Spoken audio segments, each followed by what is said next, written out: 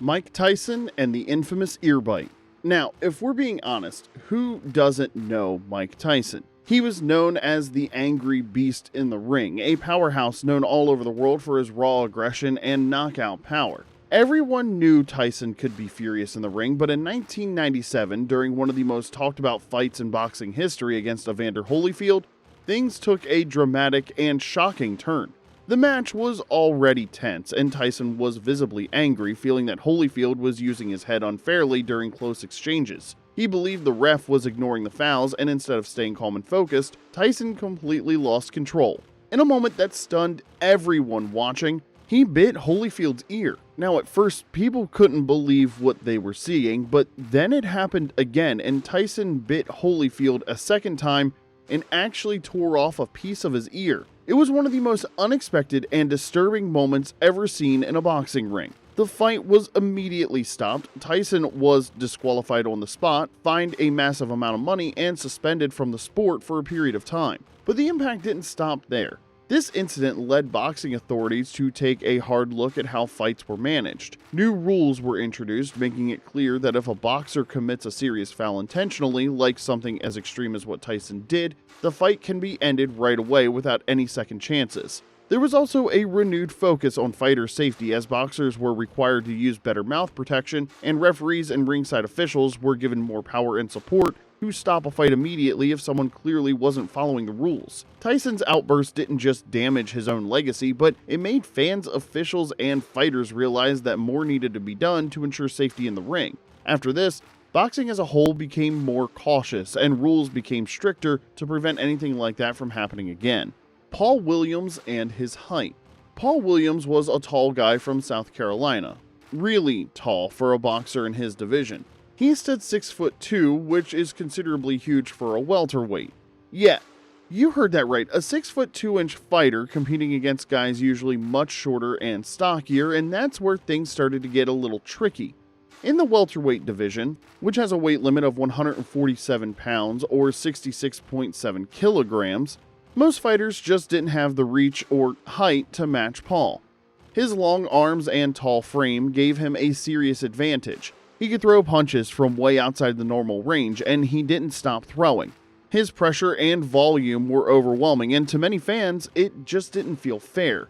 Now, let's be clear, because even if Paul didn't break any rules and did everything by the book, what he did do was expose a flaw in the system. Boxing matches are fought by weight, but there are no rules around height or reach advantages, and that's where he had a major advantage. Because of this, some fighters started avoiding him. Promoters struggled to find opponents who were willing to take the risk, and that's when people in the boxing world started saying, maybe we need to rethink how we match fighters. Ideas like rehydration limits and even bringing back same-day weigh-ins were thrown around. Basically, ways to prevent super tall or naturally big fighters from cutting down just to dominate smaller ones in lower divisions, but let's be real, it wasn't Paul's fault. He didn't cheat. His height, reach, and insane work ethic were all natural. He trained hard, made weight, and fought fairly. Still, just by being who he was, Paul Williams made people question if the system was truly fair for everyone, and quietly made the sport take a hard look at its own rules. Antonio Margarito and the loaded gloves scandal. Antonio Margarito was a tough, no-nonsense Mexican fighter, known for his iron chin and non-stop pressure. He held world titles in the welterweight division and built a reputation as the kind of guy who just wore his opponents down with ease. But in 2009, everything took a dramatic turn, not just for him personally, but for the entire sport of boxing. Right before his highly anticipated fight with Shane Mosley, his trainer Nazim Richardson asked to inspect Margarito's hand wraps. That simple request ended up changing everything. Inside the wraps, they found something hard, like a plaster-like substance tucked under the gauze. It was shocking. To many, it looked like someone was trying to turn Margarito's fists into weapons. An investigation was launched immediately by the California State Athletic Commission. What they discovered confirmed everyone's worst fears. Margarito's trainer had inserted plaster of Paris into the wraps, a substance that, when it mixes with sweat, hardens into something close to cement. If it hadn't been caught, Margarito would have entered the ring with practically loaded gloves. That's not just against the rules, but incredibly dangerous. It could have seriously injured or even killed another fighter. Hence, when the news broke out, Fans, fighters, and officials across the sport were outraged. People started questioning Margarito's entire career and whether he had done this before. The most obvious suspicion landed on his 2008 win over Miguel Cotto. In that fight, Cotto took brutal punishment, and suddenly, everyone wondered if illegal hand wraps had played a role.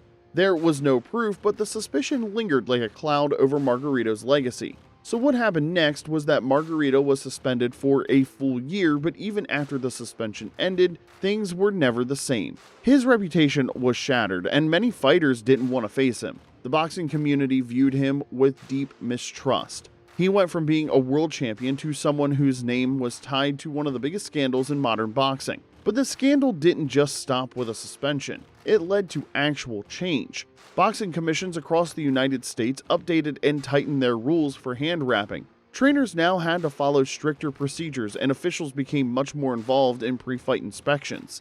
The incident made everyone take a closer look at fighter safety. It forced the sport to rethink how it protects its athletes, not just in the ring, but before they even step into it. In the end, Margarito didn't just lose his titles, he lost respect, which is something far more valuable, and even though his career went on, it was never viewed the same way again.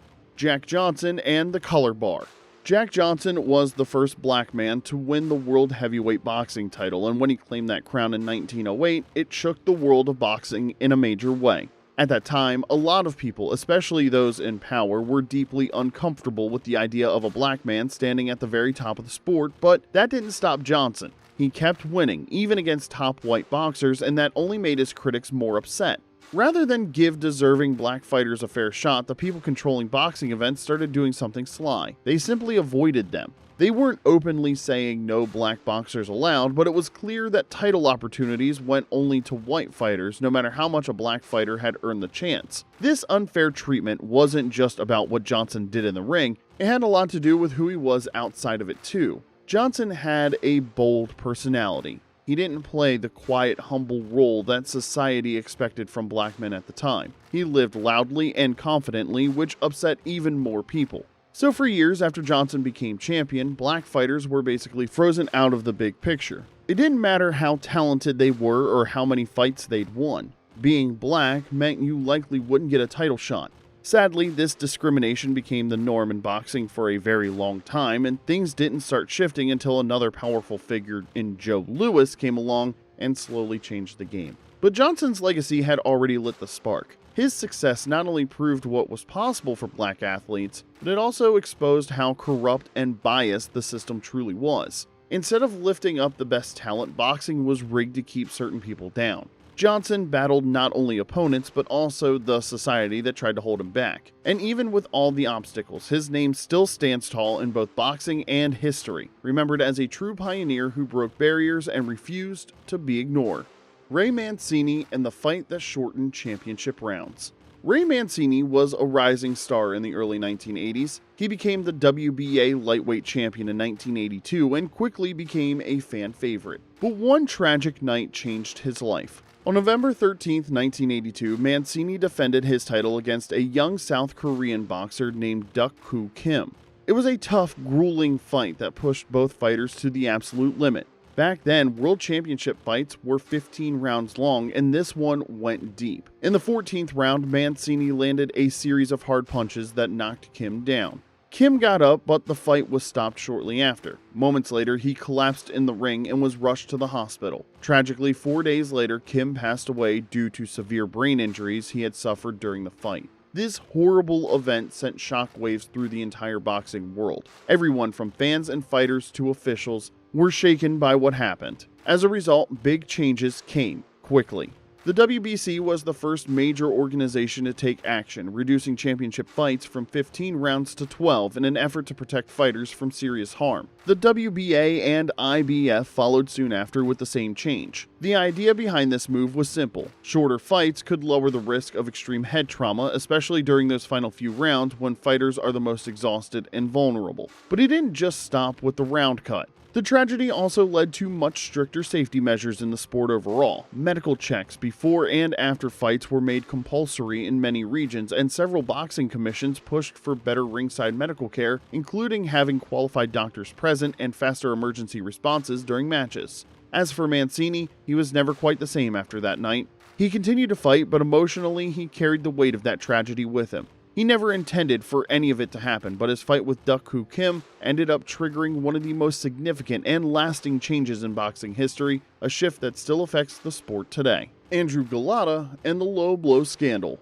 Andrew Golota was a powerful Polish heavyweight standing tall with the size, skills, and presence to beat anyone. But Golota became known for something completely different. His focus on keeping his punches legal, or rather his repeated failure to do so. In 1996, Golota faced Riddick Bowe, a former heavyweight champion. The fight was supposed to be Golota's big moment, and in many ways it was, but for all the wrong reasons. Golota was actually winning the fight. He was outboxing Bowe and landing solid shots. However, he started hitting below the belt. Not once or twice, but repeatedly. The referee kept warning him, but Golota just wouldn't stop, and in round 7, after multiple low blows, the referee had no choice but to disqualify Golota, even though he was clearly ahead on the scorecards. What followed was complete chaos. Fans in the crowd stormed the ring, chairs flew, and people fought inside Madison Square Garden. It became one of the wildest and most infamous scenes in boxing history.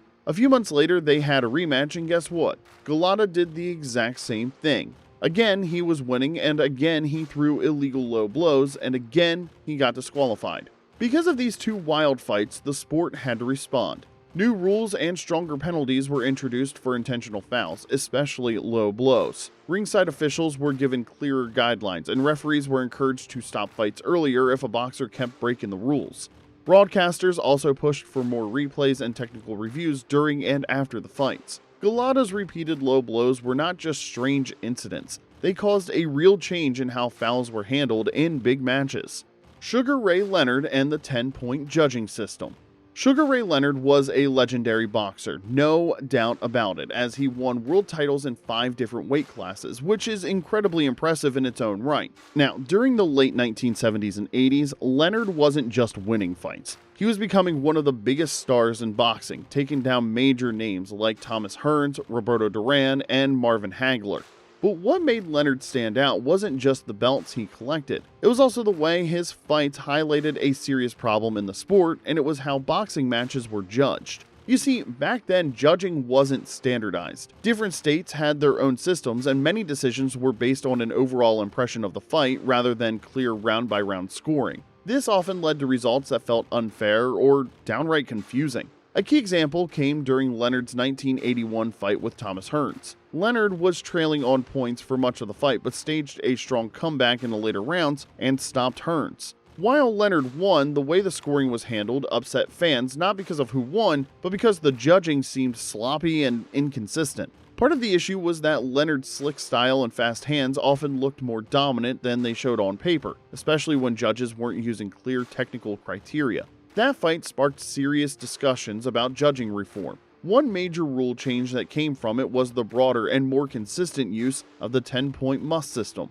where the winner of each round gets 10 points and the loser gets 9 or lower. This helped make scoring more transparent and easier to understand round by round. Leonard's 1987 win over Marvin Hagler added more fuel to the debate. It was a close and highly controversial decision, and it forced boxing officials and fans to take an even harder look at how fights were scored. In response, boxing commissions across the sport began applying the 10-point must system more seriously and uniformly, aiming to bring fairness and structure to judging. So while Leonard was known for his incredible skill in the ring, his career also played a big part in changing how the sport made decisions, making sure that wins and losses were judged more clearly and more fairly. Muhammad Ali and the rule-changing strategy. Muhammad Ali was the man who floated like a butterfly and stung like a bee in boxing. Fans didn't just love watching him fight, they loved watching him. He was a show all by himself. The movement, the talk, the rhythm, it was pure magic in the ring,